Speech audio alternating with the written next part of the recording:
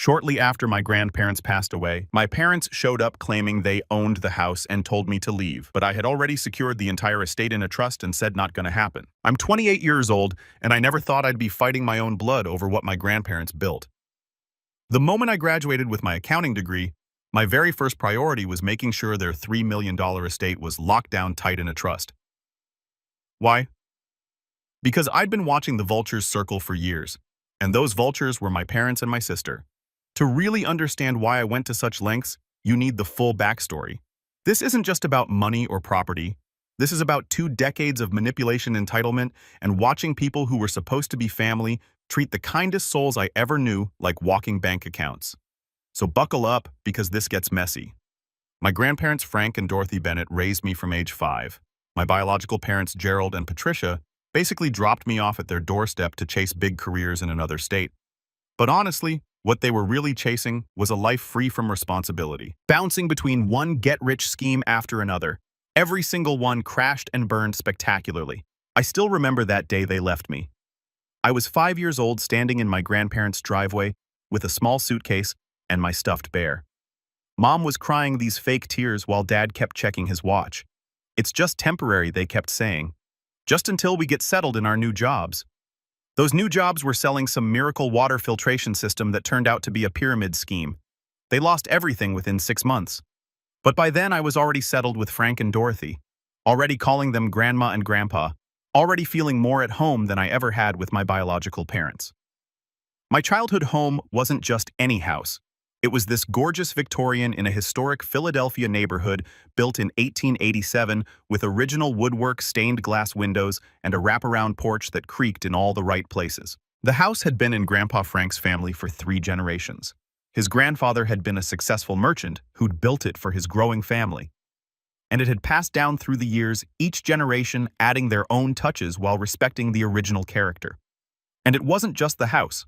There were 3 rental properties. My grandparents owned a duplex in West Philadelphia and 2 row homes in South Philly. Grandpa had bought them back in the 1970s when real estate was affordable, fixed them up himself, and rented them to working families at reasonable rates. He wasn't trying to get rich off tenants. He just wanted steady income and to provide decent housing. Those properties alone were worth about $800,000. Then there were the investments. Grandpa Frank had worked for 42 years as an accountant at a steel company, living modestly and saving aggressively. He'd put money into index funds, municipal bonds, and blue-chip stocks. Nothing flashy, nothing risky. Just solid, steady growth over decades. By the time I came to live with them, their investment portfolio was worth close to $1 million. Altogether, the estate was worth around $3 million.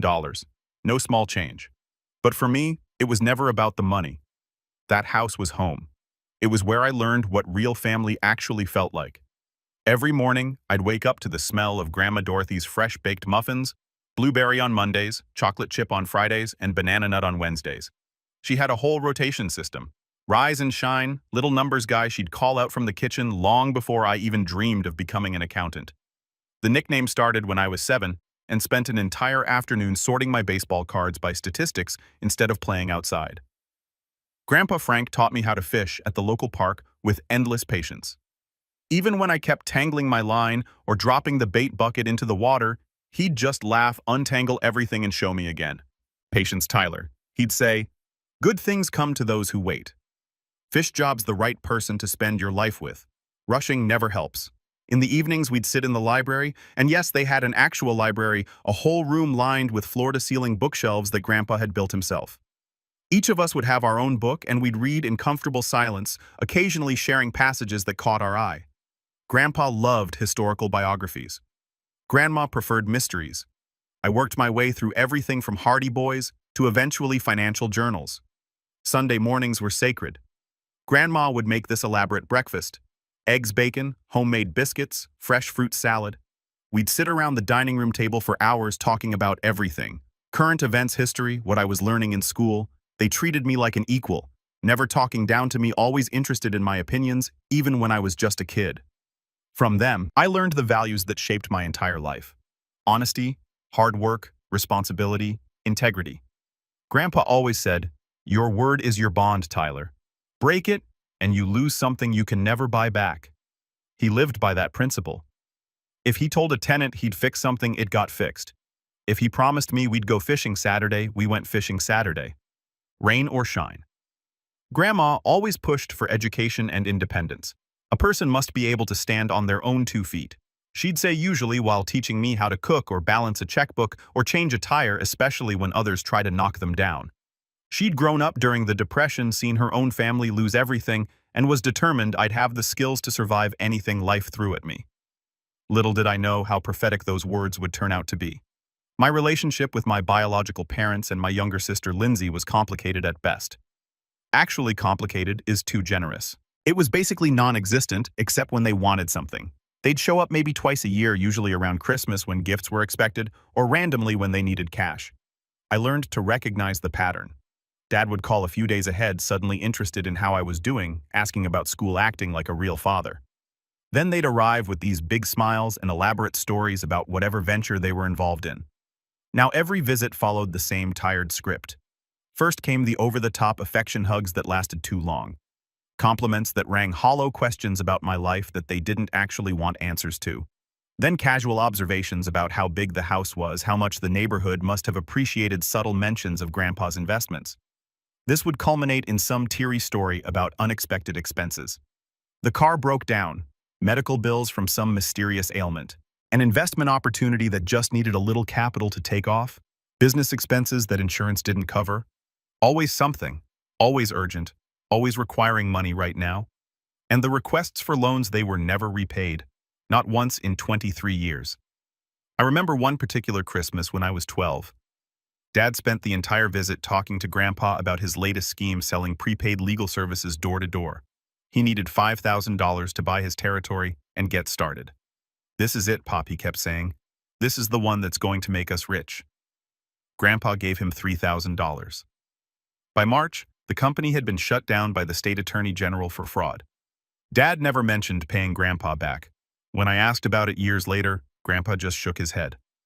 Some lessons cost money to learn. I learned my son isn't good with either responsibility or money. Dad had filed for bankruptcy twice before I turned 10. Once when I was 6, once when I was 9. Both times, my grandparents found out only when creditors started calling their house looking for him. He'd used their address for various business ventures without asking. Mom was involved in everything from miracle diet pills to sham timeshares to essential oils to discount vacation memberships. She'd call Grandma breathlessly excited about each new opportunity, talking about 6-figure incomes and early retirement. 3 months later, she'd be crying about how the company had scammed her, how she'd lost money, how they needed help getting back on their feet. They lived way beyond their means, always chasing that one big opportunity that would finally make them rich. Dad drove a leased Mercedes he couldn't afford. Mom wore designer clothes bought on credit cards they couldn't pay off. They rented a townhouse in a fancy neighborhood and told people they owned it. My sister Lindsay, 7 years younger than me, grew up watching them and learning every manipulative trick in the books. By her teens, she was a master of entitlement, combining their worst traits into one nightmare package. I remember this one incident when she was 14 and I was 21, home from college for Thanksgiving. Grandma had these antique brews her mother had given her, beautiful pieces from the 1920s.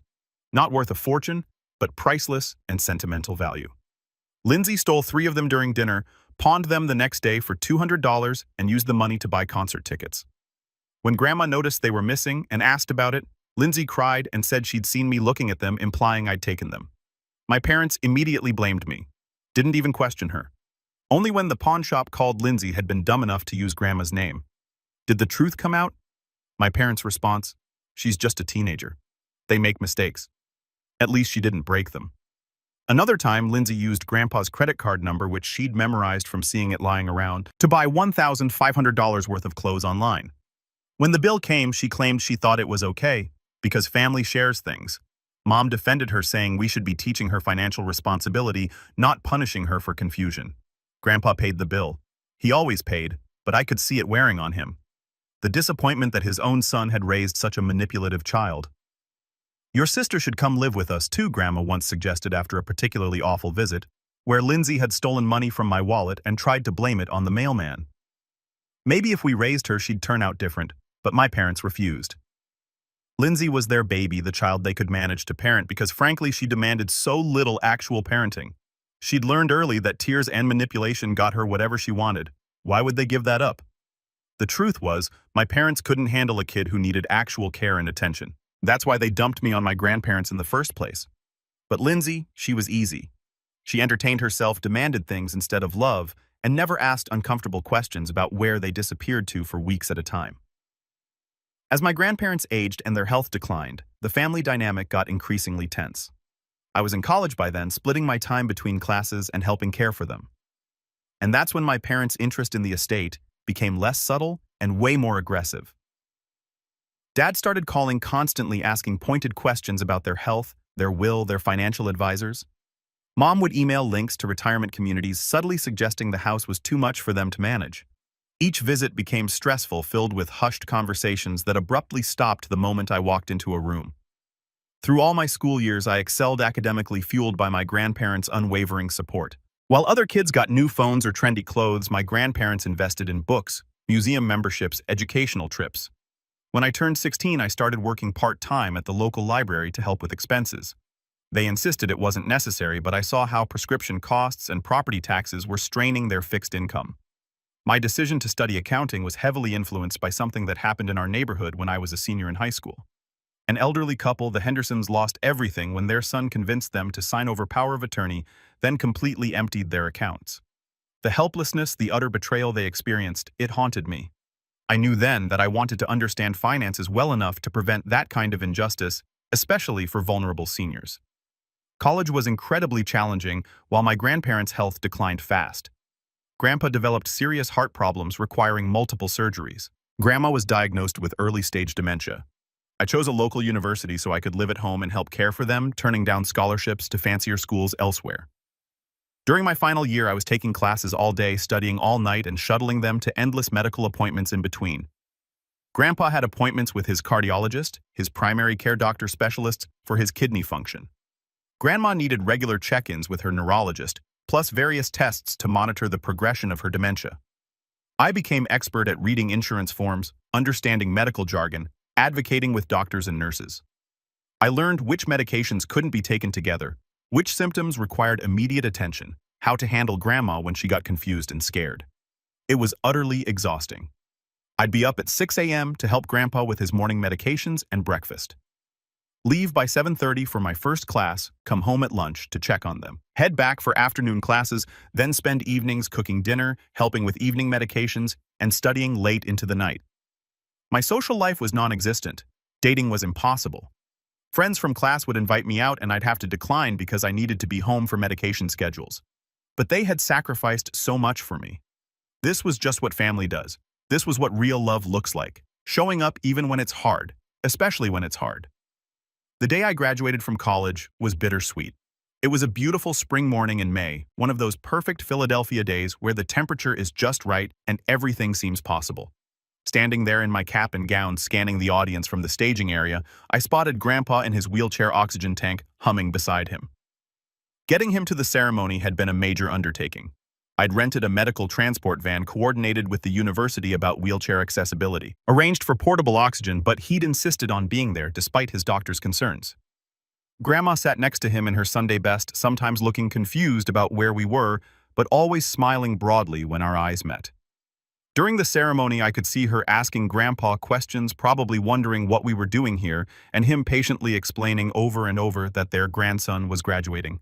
They had insisted on attending despite everything. Wild horses couldn't keep us away. Grandpa had declared that morning as I helped him with his tie, his hands too shaky to manage it himself. "We've been waiting for this day since you moved in with us." My parents and Lindsay nowhere to be seen again. They had received their invitations 4 months in advance. Fancy printed ones because graduation was important to me. Mom had RSVP, yes. Even asked what time to arrive. Lindsay had texted saying she wouldn't miss it for the world. The morning of graduation, Mom sent a text at 7 a.m. "Car trouble. Won't be able to make it. Congrats. Car trouble." Their standard excuse for missing things they didn't want to attend. I'd stopped believing their excuses around age 12. What hurt wasn't the absence itself. I'd grown used to that. It was the casual cruelty of it. The way they couldn't even be bothered to invent a creative lie. But you know what? When they called my name and I walked across that stage to receive my diploma, I looked out at the audience and saw Grandpa crying, actually crying, tears running down his weathered face. Grandma was clapping so enthusiastically that a nearby usher had to gently remind her to keep it down. After the ceremony, they waited while I took photos with classmates. Then Grandpa struggled to his feet. He insisted on standing even though it clearly hurt and pulled me into a hug. "Your grandmother and I are so proud of you," he said, his voice thick with emotion. "You're going to do great things, Tyler." "Great things," Grandma added in one of her clearer moments. "Your degree says accounting, but your heart says justice. Don't ever lose that." We went to dinner at their favorite restaurant, this little Italian place they'd been going to since the 1970s. The owner knew them, gave us the best table, and nobody rushed us even though we stayed for 3 hours. We talked about everything. My job prospects, their health memories from my childhood. It was perfect. That night, helping Grandpa into bed, he said something that stuck with me. "Your parents don't know what they're missing. Their loss is immense and they don't even realize it." 3 weeks after graduation, Grandpa Frank passed away in his sleep. I'd been in the room down the hall working on a job application when I realized I hadn't heard his usual 3 a.m. trip to the bathroom. Something felt wrong. I went to check and found him peaceful, like he'd just dozed off while reading. The book he'd been reading, a biography of Theodore Roosevelt, was still open on his chest. The doctor said it was his heart, that he'd probably felt nothing, that it was as peaceful a death as anyone could hope for. But peaceful doesn't make it hurt less. Doesn't fill the sudden void of realizing you'll never have another conversation with someone who shaped your entire life. I sat with him for an hour, before calling anyone, just holding his hand, saying goodbye, thanking him for everything. Grandma Dorothy followed exactly 6 months later. The doctors said it was pneumonia, but I knew better. She'd lost her partner of 54 years, her anchor, her everything. The dementia had been progressing rapidly since Grandpa died, like losing him accelerated her decline. Some days she didn't remember me. Other days she'd call me Frank and have whole conversations with me as if I were her husband. Her last clear day, about a week before she died. She grabbed my hand with surprising strength and looked at me with perfect lucidity. "Tyler," she said, not confused. "Not uncertain, but absolutely clear. You are our greatest accomplishment. Not the house, not the properties, not anything else. You, the man you've become." Then she smiled. "Frank and I, we made sure everything is protected. Your parents can't touch it. You don't have to worry about that. Just promise me you'll be happy. Promise me you'll find people who love you the way we do." I promised through tears. She died peacefully in her sleep 3 days before Thanksgiving, with me holding her hand and reading aloud from her favorite mystery novel. I'd like to think she heard me, that she wasn't afraid, that she knew she was loved right up to the end.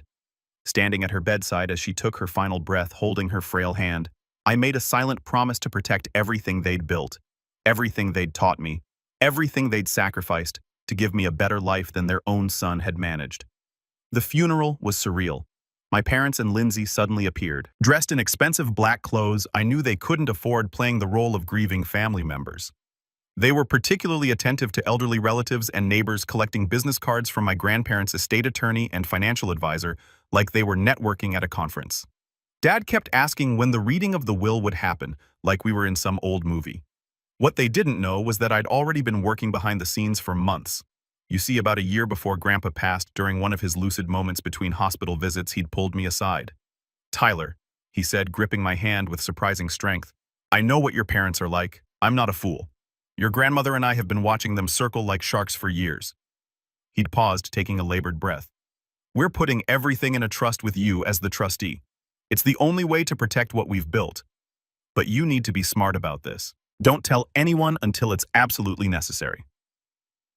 Working with their estate attorney, a sharp woman named Nancy Crawford, who'd known my grandparents for decades, we'd created an ironclad trust. Everything, the Victorian house, the 3 rental properties, the investment accounts, all of it went into the Frank and Dorothy Bennett Family Trust. I was named the sole trustee with complete discretion over all assets. My parents and Lindsay weren't mentioned anywhere in the documents. Nancy had been meticulous.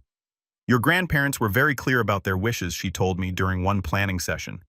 "They wanted to ensure you were protected and that their legacy wasn't squandered by people who'd never appreciated them." After the funeral, there was indeed a meeting about the estate, but it wasn't the dramatic reading my parents had fantasized about. Nancy simply explained that all assets had been placed in a trust and that I was the trustee. She didn't elaborate on the trust's terms or structure. The disappointment on my parents' faces was barely concealed, but they didn't make a scene. Not yet. Of course we understand, Dad had said smoothly. These things take time to sort out. We're here to support Tyler through this difficult transition. Translation. They were regrouping and planning their next move. For the first few months, I stayed in the Victorian house, surrounded by memories. I kept working at the accounting firm where I'd landed a position right after graduation managing estates and trusts for clients. The irony wasn't lost on me. I was helping other families navigate exactly what I was dealing with. My parents and Lindsay began what I can only describe as a campaign of pressure. They'd call constantly with helpful suggestions about selling the house since it was too much for one person, or cashing out the rental properties because the market is hot right now. Each suggestion, of course, conveniently involved them getting a share of the proceeds. Lindsay was particularly aggressive. She'd show up unannounced with her friends, giving them tours of her family home and talking about how she planned to renovate the kitchen once she officially moved in. The audacity was stunning. One afternoon, I came home to find her measuring windows for curtains. "What are you doing?" I asked. "Just planning ahead," she said brightly. "This place needs updating, and I have great ideas." "Lindsay, you don't live here." "Not yet," she replied with this knowing smile that made my blood boil. I started documenting everything, every phone call, every visit, every suggestion about selling assets. My friend Owen, who'd gone to law school and specialized in estate litigation, had told me, "Trust me, document everything. Text messages, emails, witnesses to conversations. If this goes sideways, you'll need proof." Owen turned out to be absolutely right. The real trouble started about 8 months after Grandma passed. I came home from work one evening to find my parents sitting in the living room with a man in a cheap suit who introduced himself as a notary. Dad stood up with this triumphant expression. "Tyler, we've been patient, but it's time to face reality," he announced. "This house is too much for you to handle alone. Your mother and I have decided to take over the primary residence while you focus on your career. We've prepared the paperwork to transfer the title to our names. We just need your signature as trustee to approve the transfer." The sheer boldness of it left me momentarily speechless.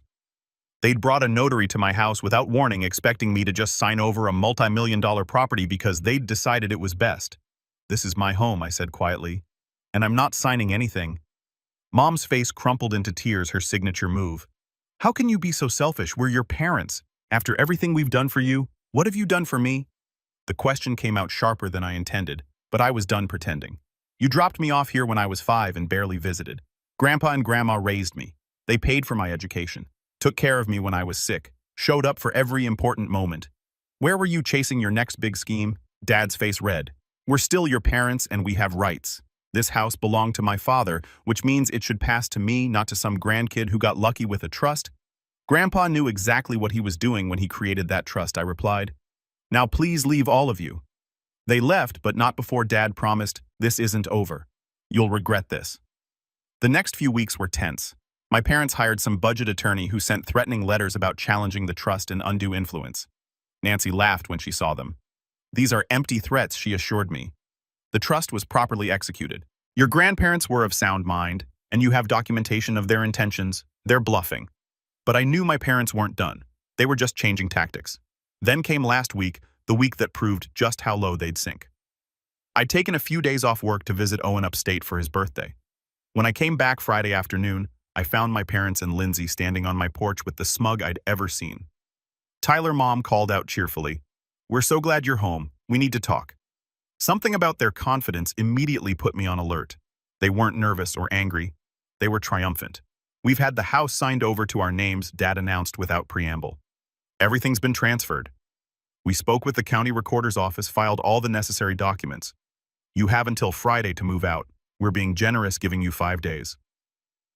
My heart stopped. "What are you talking about?"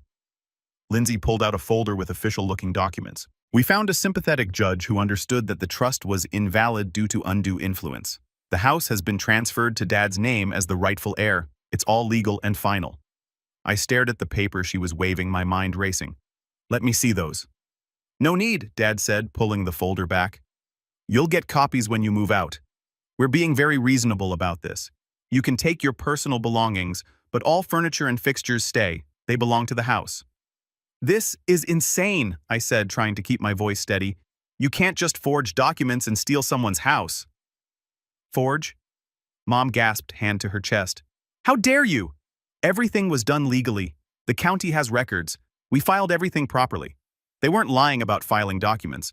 I could see genuine confidence in their faces. They'd actually gone to the county and filed something. The question was, what had they filed and how had they managed it? I'm calling Nancy, I said, pulling out my phone. Go ahead, Dad replied. She'll tell you the same thing. The house is ours now. Friday, Tyler be out by Friday. They left and I immediately called Nancy. She was shocked but not panicked. They can file whatever they want, she explained. That doesn't make it valid. I need to see exactly what they filed.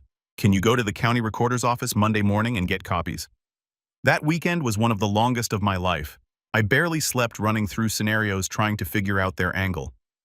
Owen drove down Saturday to help me think through possibilities. They must have forged something he said pacing my living room. Maybe they created fake documents showing you signed over your trustee powers, or forged your grandparents' signatures on a deed transfer. Either way, it's fraud. Monday morning, I was at the county recorder's office when they opened. The clerk pulled up the records, and sure enough, there was a new filing from the previous week. A quitclaim deed transferring the property from the trust to Gerald Bennett, signed by me as trustee. Except I'd never signed anything. The signature wasn't even close to mine. This is forgery, I told the clerk, who looked uncomfortable. I can't make that determination, sir, she replied. You'll need to file a challenge through the courts. I got copies of everything and immediately sent them to Nancy and Owen. NY's response was swift. They've committed several felonies: forgery, fraud, possibly conspiracy.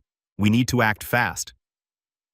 Tuesday morning, Nancy filed an emergency motion to void the fraudulent deed and scheduled a hearing for Thursday. She also contacted the district attorney's office about potential criminal charges. Meanwhile, I gathered every piece of evidence I had. The original trust documents with my genuine signature for comparison bank records showing I'd never deposited any money from a supposed property sale, and testimony from my neighbors who could confirm I'd been living continuously in the house. Owen helped me review everything. The beautiful thing about forgery is that it's usually pretty easy to prove, he said. Handwriting analysis, lack of notarization records no money trail. They were idiots to try this. Wednesday evening, I got a call from Dad. Tyler, we're coming by tomorrow with movers. Be packed and ready. We're being generous, letting you say goodbye to the old place. Tomorrow's not going to go the way you think, I replied. Empty threats, he scoffed. We've already talked to a moving company. Everything's arranged. I didn't argue. Just told him I'd see them tomorrow and hung up. Thursday morning arrived. I was awake at dawn, adrenaline coursing through my system. Owen arrived early along with Nancy. We sat in the living room drinking coffee and waiting. At exactly 9 a.m., a moving truck pulled up. My parents and Lindsay emerged from Dad's car, still wearing those smug expressions. Behind them were three movers looking confused about why they were at a house where someone was clearly still living. I stepped onto the porch. Owen and Nancy flanked me, both carrying briefcases. Dad's smile faltered when he saw the lawyers. What's this? This, Nancy said crisply, is me informing you that you've committed multiple felonies and there are currently police officers on their way to discuss your attempted fraud. Mom's face went pale. This is ridiculous. We filed everything legally. You filed a forged document, Owen explained, holding up the papers. This signature isn't Tyler's. The notary stamp is fake. There's no record of any money changing hands. You literally forged his signature on a quitclaim deed and tried to steal a $2 million house. Lindsay, who'd been so confident, suddenly looked like she might throw up. Dad, you said this would work. You said the lawyer told you it was legal. What lawyer? I asked. Because Nancy here is the actual estate attorney and she certainly didn't help you commit fraud. That's when Dad's mask finally cracked. You ungrateful piece of work. We're your parents. This house should be ours. Your grandfather was my father, and he chose to leave everything to Tyler because he knew exactly what you are. Nancy interjected. Now you can leave voluntarily, or you can explain yourselves to the police. As if on cue, two police cruisers pulled up. The officers I'd worked with when filing the fraud report stepped out. I'd spent Tuesday afternoon at the station going through everything with them, and they'd been appropriately appalled by my parents' scheme. The movers, realizing they'd been caught up in something criminal, quickly got back in their truck and left. Can't blame them. What followed was beautiful chaos. The officers asked my parents to explain how they'd obtained the quitclaim deed. Dad tried to bluster about having legal right to his father's property. Mom started crying and saying they'd been advised the paperwork was legitimate. Lindsay just stood there looking shell-shocked, finally realizing the consequences of their actions. The officer asked to see their documentation. When Dad reluctantly handed over the folder, the officer examined it and shook his head. "Sir, this is clearly forged. The signature doesn't match the trust's signature on file. The notary stamp isn't registered with any notary in this county, and there's no record of this transfer being approved by the trust's attorney. But we filed it with the county," Mom protested. "Filing a fraudulent document is still fraud, ma'am," the officer replied. "You can file anything you want, but that doesn't make it legal." Right then, another car pulled up. Helen Martinez, the home care worker who'd been with my grandparents during their final years, stepped out. She'd heard about this situation through mutual friends and had offered to provide testimony about my grandparents' clear intentions and my parents' absence during their final years. "These people," Helen said, pointing at my parents, visited maybe 4 times in the last 2 years of Frank and Dorothy's lives, and every visit ended with them asking about money or property. Tyler was there every single day. He fed them, bathed them, managed their medications, held their hands when they were scared. Those wonderful people knew exactly what they were doing when they created that trust. Mom tried to interrupt, but Helen wasn't having it. She'd cared deeply for my grandparents and was clearly furious on their behalf. Dorothy told me once toward the end that her biggest fear was her son stealing from Tyler after she was gone. She said, "We have to protect our boy," and that's exactly what they did. The officers informed my parents they were being charged with attempted fraud, forgery, and conspiracy. They were read their rights and taken to the police station for processing. Lindsay, who was technically an accessory but hadn't signed anything herself, was told she'd likely be called as a witness. As they were led away, Dad turned back one last time. "You're dead to us. You hear me? Dead. I've been dead to you since I was 5, I replied quietly. "This is nothing new." After they left, I just stood there on the porch trying to process what had happened. Nancy put a hand on my shoulder. "You did the right thing. Your grandparents would be proud," Owen added. "And legally speaking, you're completely protected. That trust is ironclad, and now they've created a criminal record that will prevent any future challenges." Helen came up and gave me a hug. "Frank and Dorothy loved you so much. They talked about you constantly, how smart you were, how kind, how you were the only family that mattered to them. This house is yours because you earned it through love, not because you demanded it." The legal aftermath took several months. My parents were convicted of fraud and forgery. The evidence was overwhelming. They received probation and fines and were ordered to pay restitution for the legal fees they'd caused me. The judge was particularly harsh, noting that attempting to steal from their own son made it worse, not better. Lindsay was never formally charged, but was required to give a deposition about her role. Turns out she'd known about the forgery, but had convinced herself it was technically legal because Dad kept saying so. She apologized later in a brief email, but I didn't respond. Some bridges once burned aren't worth rebuilding. Living alone in the house my grandparents filled with warmth has been both comforting and painful. Every room holds memories. Grandpa reading in his favorite chair by the fireplace. Grandma humming in the kitchen as she prepared Sunday dinner. The two of them dancing slowly to old records when they thought I was studying upstairs. The silence was overwhelming at first. I found myself talking aloud to them, asking for guidance, or simply sharing my day. Sometimes I swear I can hear Grandpa's deep chuckle or catch the faint scent of Grandma's perfume. About 6 months after the confrontation, I made an important decision. Using a portion of the trust's assets, I established the Frank and Dorothy Bennett Scholarship Fund at my old university. It's dedicated to supporting students interested in accounting and financial protection for vulnerable populations. This felt right, a continuation of their generous spirits and a way to create something positive from our family's painful history. As for my parents, I've had no contact since that day on the porch. Sometimes I see their names in my email spam folder or notice a missed call from an unknown number. I've made peace with the likelihood we'll never have a healthy relationship. That acceptance, painful as it was to reach, has been incredibly liberating.